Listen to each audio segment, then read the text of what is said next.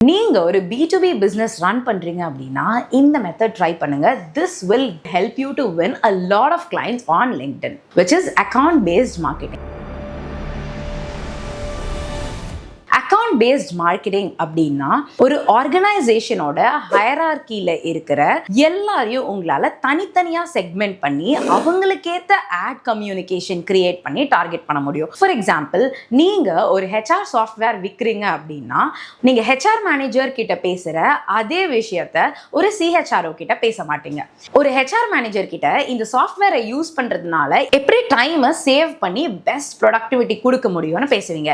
இதே ஒரு சிஹெச்ஆர்ஓ கிட்ட இது எப்படி உங்களுக்கு காஸ்ட் சேவிங்கா இருக்கும், ஹையரிங் அண்ட் ரிட்டென்ஷனை இது எப்படி ஈஸி பண்ணும்னு பேசுவீங்க. ஸோ இந்த ரெண்டு கம்யூனிகேஷனையும் ஒரே ஆட்ல பண்ண முடியாது.